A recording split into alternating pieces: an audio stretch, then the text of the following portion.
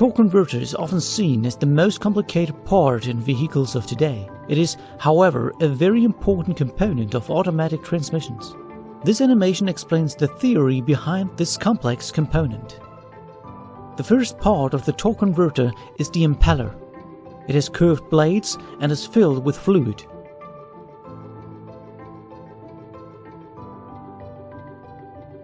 When the impeller spins, the fluid will be thrown outwards by centrifugal forces caused by the rotation of the impeller. The faster the impeller rotates, the higher the centrifugal forces.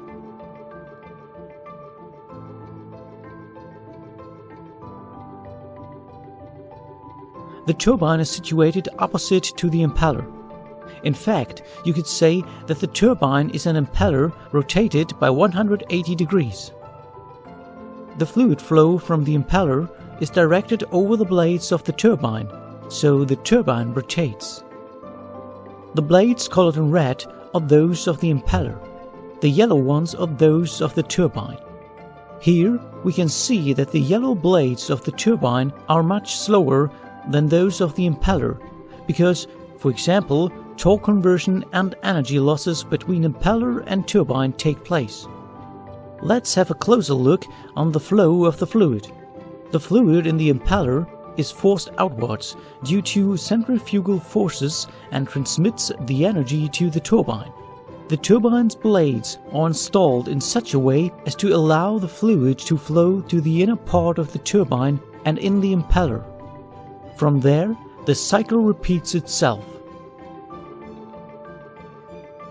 This device is called a fluid coupling. Here, no torque is converted.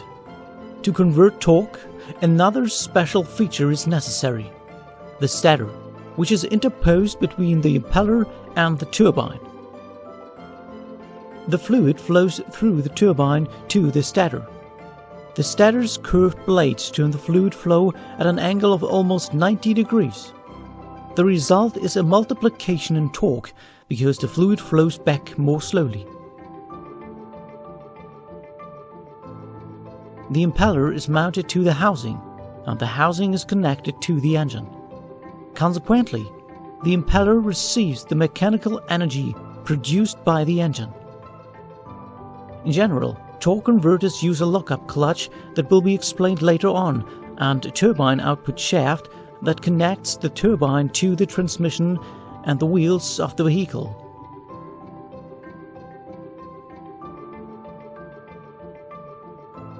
Torque converters have 3 stages of operation.